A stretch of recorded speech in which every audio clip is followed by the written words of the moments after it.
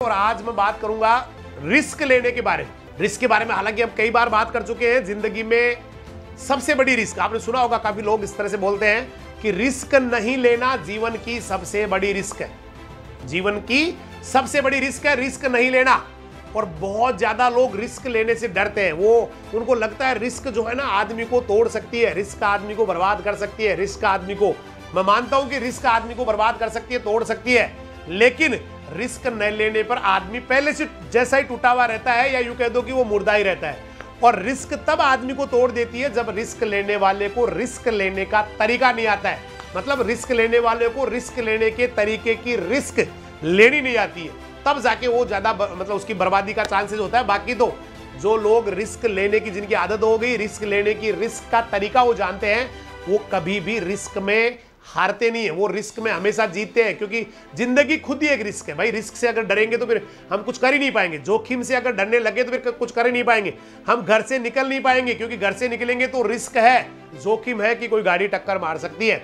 घर से अगर हम बाहर निकलेंगे तो रिस्क है, किसी गड्ढे में गिर सकते हैं। तो भाई फिर तो आप जिंदगी चल ही नहीं सकती, फिर तो आप कहीं भी कुछ भी हो सकता है। जैसे वो एक बार हमने जो है ना एक चैप्टर इंग्लिश में पढ़ाया था मैंने, और पढ़ा भी था कि वहां पर उसमें होता क्या है, वहां पर वो एक आदमी बहुत डरता है, उसको ना रिस्क से बहुत डर लगता है। वो हमेशा जो है ना बाहर नहीं निकलता, यहाँ नहीं होता, वहां नहीं जाता, ये नहीं करता है ना। बिल्कुल उसको लग रहा है कि मैं गाड़ी जाऊंगा तो मुझे गाड़ी मार देगी, मुझे कोई टक्कर मार देगा, मुझे जो है ना कोई पशु जो है ना खा जाएगा, मुझे कुछ और हो जाएगा, मैं बीमार हो जाऊंगा। तो वो घर के अंदर ही बैठा रहता है, और घर के अंदर बैठे बैठे एक दीवार के पास बैठा रहता है। अचानक ऊपर से एक तस्वीर टूट के गिरती है और सीधी सिर पे लग जाती है, खत्म हो जाता है। तो इससे बढ़िया तो भाई आप जो है ना रिस्क लेके फिर हार जाते, कोई बात नहीं। रिस्क लेने वाले सारे जीतते नहीं है, लेकिन 99% रिस्क लेने वाले जो है ना 99% अच्छा कर जाते हैं जीवन में। 1%, 2%, 5% ऐसे लोग होते हैं जो या तो रिस्क लेने के तरीके नहीं जानते, या वो डरते हैं लेने, और डरते डरते वो रिस्क लेते हैं, तो वहां पर थोड़ी प्रॉब्लम आती है। बाकी तो जीवन तो है ही पूरा का पूरा रिस्क भाई।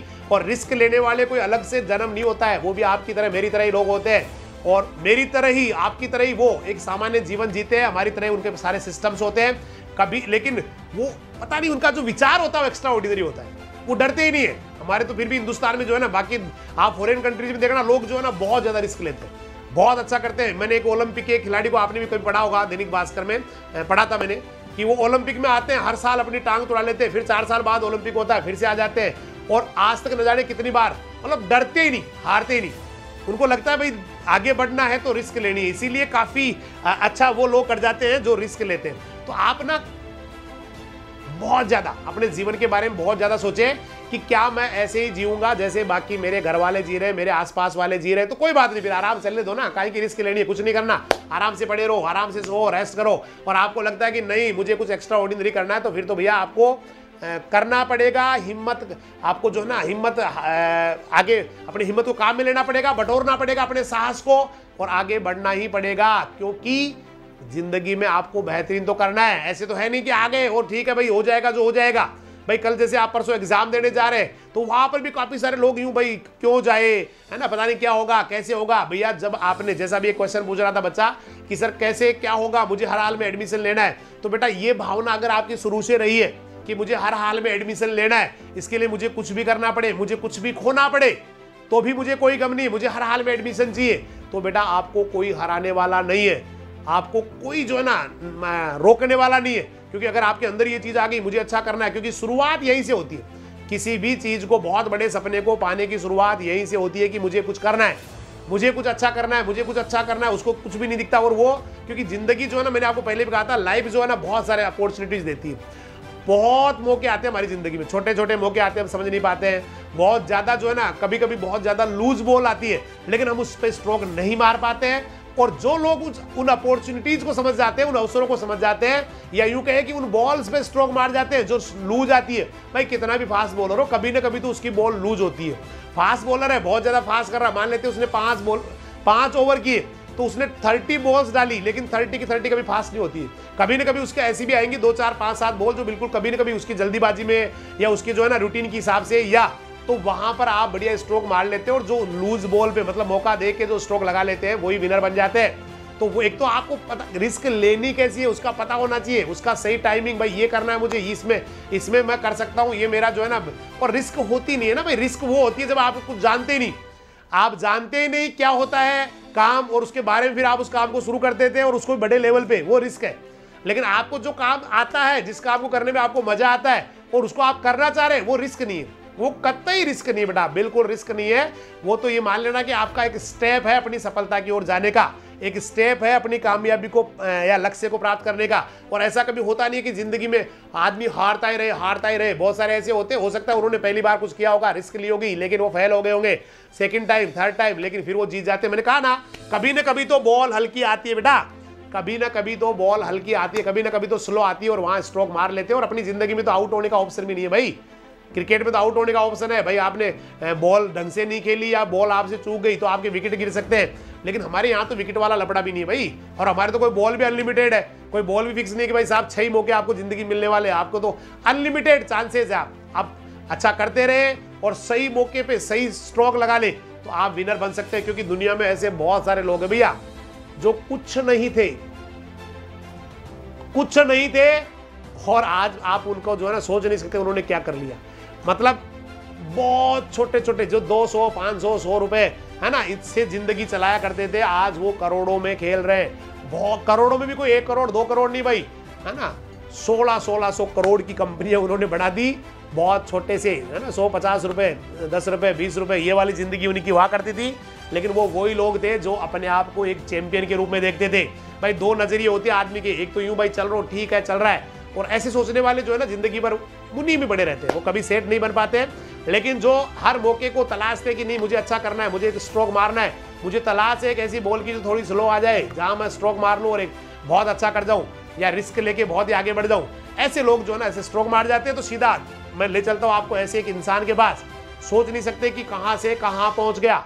एक बहुत ही मतलब एक साधारण आप और मैं तो कुछ भी नहीं, मतलब इतना उससे भी ज्यादा कमजोर स्थितियों में पैदा हुआ, ज्यादा बुरे हालात में पैदा हुआ, जिसकी स्थितियां मतलब बुरे हालात से भी बदतर हालात हो गए। मतलब हिला के रख देगी आपको कहानी की एक आदमी के साथ इतना बुरा भी हो सकता है क्या, और इतना बुरा होने के बाद में भी क्या वो इतना गजब कर सकता है क्या, इतना आगे जा सकता है क्या, क्या वो इतना कैसे इतना चला गया, कैसे उसने इतनी हिम्मत कर ली, कैसे इतना कामयाब हो गया। तो मैं बात कर रहा हूं एक महान इंसान, बहुत ही जबरदस्त वाले, पश्चिमी बंगाल के रहने वाले सुदीप दत्ता जी की बात कर रहा हूं।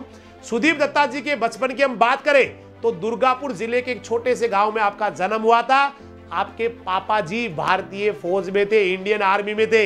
लेकिन सुनना बेटा कहां कितना बुरा होता है किसी इंसान के साथ। 1971 जब भारत और पाकिस्तान की लड़ाई चल रही थी तो सुदीप दत्ता जी के पापा जी को गोली लग गई, क्योंकि वो इंडियन आर्मी में थे, भारत पाकिस्तान का युद्ध हो रहा था और गोली लग गई, और गोली लगने के साथ ही उनको लकवा भी हो गया, मतलब पैरालाइज्ड हो गई, बॉडी ने जो है ना काम करना बंद कर दिया।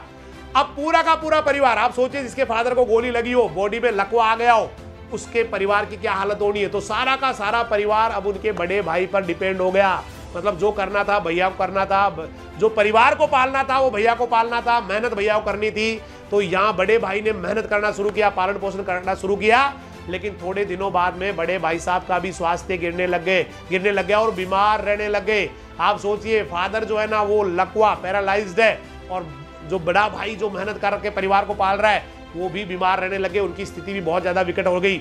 और इस स्थिति से, इस पूरे माहौल से पूरे परिवार की जो इकोनॉमिक कंडीशन थी वो बहुत ज्यादा खराब हो गई, क्योंकि भाई का इलाज में बहुत ज्यादा पैसा खर्च हो गया, बहुत ज्यादा पैसा जो है ना डॉक्टर्स को हॉस्पिटल्स में खर्च हो गया।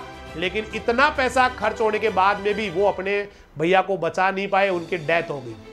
अब मुसीबतें यही खत्म नहीं होने वाली थी। ये जो सदमा लगा, जो बड़े बच्चे के जो डेथ का सदमा था, ये इतना बड़ा सदमा था कि उसके पापा जी ये सदमा झेल नहीं पाए, और वो भी जिनके गोली लगी हुई थी, पैरालाइज्ड बॉडी थी। लेकिन जब उनको पता चलता है कि मेरा बड़ा बेटा दुनिया से चला गया, बीमार होके चला गया, तो यहाँ से वो भी सदमे को झेल नहीं पाए और आखिरकार वो भी चले गए। सोच सकते हैं आप उस परिवार के साथ क्या बीत रही होगी।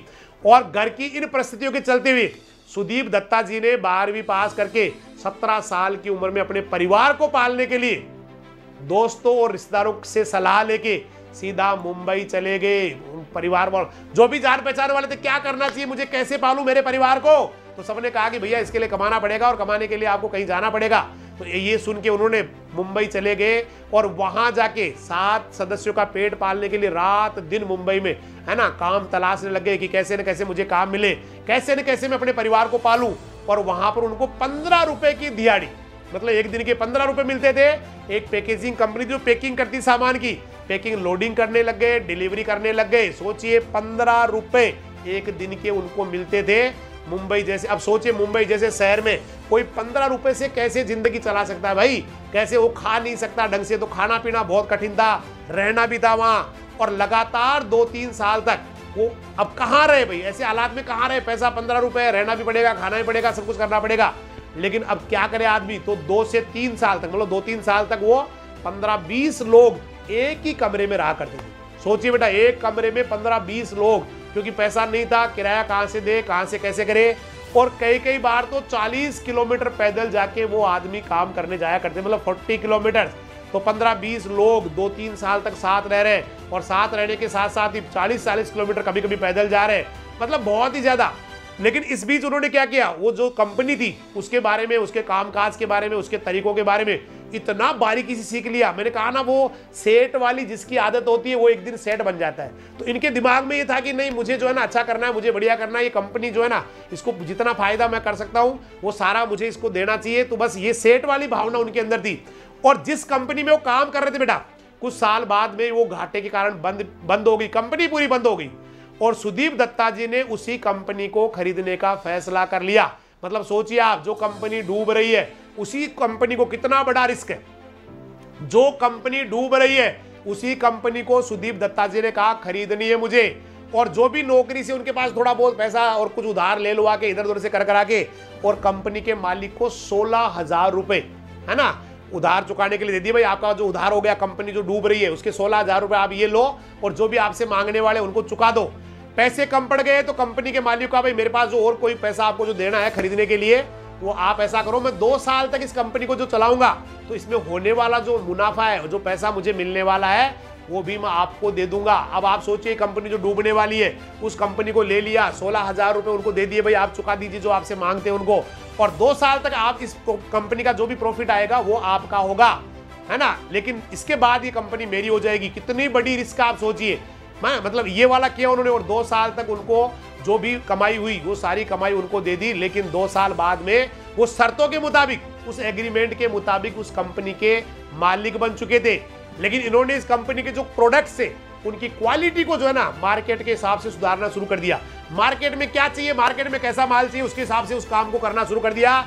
और धीरे धीरे कंपनी के ऑर्डर जो है ना बढ़ते चले गए, और आखिरकार उनकी मेहनत रंग लाई, मतलब कंपनी चल पड़ी। और जिस इंडस्ट्री में जिंदल लिमिटेड, जो इंडस्ट्री इनकी थी, जहां पर जिंदल लिमिटेड का दबदबा था और एक इंडिया फॉयल एक कंपनी थी, इन दोनों का दबदबा था, बस उसी कंपनी में ESSD एल्यूमिनियम प्राइवेट लिमिटेड, मतलब एक कंपनी है, नेस्ले वगैरह, ये सारी कंपनियां, तो बड़ी बड़ी कंपनियों के इस जिंदल लिमिटेड और इंडिया फॉयल जैसी कंपनियों में के मुकाबले इनको काफी सारे ऑर्डर उनको मिलने लग गए थे, काफी सारे ऑर्डर्स इनके पास आने लग गए थे। और बिजनेस में कई चैलेंजेस आए, लेकिन उन्होंने हमेशा उन चैलेंजेस को एक्सेप्ट किया। बोला कुछ नहीं होना, मुझे अच्छा करना है, बस करते चले गए, करते चले गए, और बस कंपनी धीरे धीरे खड़ी होती चली गई। चुनौतियां आई, चुनौतियों से लड़े, सफलता शुरू करते चले गए, और इंडस्ट्री में वो एक बहुत बड़ी कंपनी के, मतलब जबरदस्त वाली कंपनी के मतलब मालिक बन चुके थे। कई सारी कंपनियों ने उनको बाद में भी चुनौतियां दी, लेकिन वो धीरे धीरे बाहर निकलती चली गई। और पैकेजिंग के क्षेत्र में ये एक नामी कंपनी बन चुकी थी, मतलब बड़ी कंपनी बन चुकी थी। और इस तरह से आज उनकी कंपनी, हो सकता है इससे भी ज्यादा हो गई होगी, आज तो 1600 करोड़ रुपए का टर्न, बेटा उसका जो है ना 1600 करोड़ रुपए की कंपनी है, मैं यूं कहूंगा 1600 करोड़, 15 रुपए पर डे की कमाई करने वाला सुदीप दत्ता जी आज बन गए हैं 1600 करोड़ रुपए की कंपनी के मालिक। आप सोच सकते हैं कहां से कहां, 15 रुपए से 1600 करोड़ तक का सफर उन्होंने तय किया है। लेकिन तय किस हालात में किया है, मुझे लग रहा है आपको समझ में आ गया होगा कि कितने बुरे हालात के बावजूद उन्होंने ये काम किया है। क्योंकि भाई होता सबके साथ है, देखिए दुनिया में कोई ऐसे नहीं होता कि किसी का जन्म असाधारण होता है या कुछ अलग तरीके से जन्म लेता है, या कोई सुपर पावर आके उसको कुछ देता है, या कोई भगवान आके किसी के ऊपर हाथ रखता है, ऐसा कुछ नहीं होता है। ईश्वर ने हमें बेस्ट बना दिया, शानदार बना दिया। बाकी तो सारी जो अपने अंदर की, क्योंकि बहुत एनर्जी हमारे अंदर, बहुत करने का पोटेंशियल है, अब उसको बाहर निकालने का जो है ना, वो कौन बढ़िया कर सकता है, कौन बेहतरीन कर सकता है, इसके ऊपर ही सारा खेल डिपेंड है। तो कोई कुछ भी कर सकता है। जब 15 रुपए पर डे का कमाने वाला 1600 करोड़ की कंपनी शुरू कर सकता है, और वो भी कितनी बड़ी रिस्क। आप सोचिए, जो कंपनी डूब गई बंद होने के कगार पे है, जो दिवालिया हो गई, उस कंपनी को खरीद रहे हैं, कितनी बड़ी रिस्क है। उसके बावजूद उसको पैसा भी दे रहे हैं, पैसा देने के बाद 2 साल तक उनको प्रॉफिट भी दे रहे हैं। फादर का डेथ हो गया, ब्रदर पहले एक्सपायर हो गए, फादर का डेथ हो गया और इतने बुरे हालात में परिवार को पालने के लिए जो है ना चले गए, और आज इतनी बड़ी कंपनी के मालिक है। तो आप कुछ भी कर सकते हैं बेटा, बहुत कुछ आपके अंदर, गजब भगवान ने आपको जो बनाया बहुत ही जबरदस्त बनाया। ईश्वर ने आपको बहुत पावर्स दिए, शक्तियां दी, केवल अपने आप को पहचानना है और बेहतरीन करना बेटा। और बेहतरीन करने की शुरुआत आपको परसों से ही करनी है। परसों के एग्जाम में जितना आप पोटेंशियल लगा सकते हैं, जितनी क्षमताओं का यूज कर सकते हैं, जितना पावर क्वेश्चन को समझने के लिए, उसके आंसर को देने के लिए जितना यूज कर सकते हैं माइंड को, उतना यूज करके और बेहतरीन कर जाइए। क्योंकि शुरुआत छोटी छोटी चीजों से होती है। यहां बेस्ट करके कॉन्फिडेंस आ जाएगा, फिर आगे वाले प्लेटफॉर्म में बेस्ट कर जाएंगे, अच्छा करते चले जाएंगे और एक दिन दुनिया के लिए शिखर पुरुष बन जाएंगे बेटा। एक दिन दुनिया के लिए बहुत बड़ी उपलब्धि बन जाएंगे, दुनिया के लिए मिसाल बन जाएंगे। तो इन्हीं शुभकामनाओं के साथ मैं सभी को बहुत बहुत धन्यवाद बोलूंगा और कल फिर मिलने वाले हैं, और आपको बोलूंगा बेस्ट ऑफ लक आज के लिए। कल फिर मिलने वाले हैं, तब तक के लिए सभी को नमस्कार, जय हिंद, जय राजधानी, सत श्री अकाल, सब्बा खैर, वाहे गुरु दी फतेह, खुदा हाफिज, अल्लाह हाफिज, राम राम।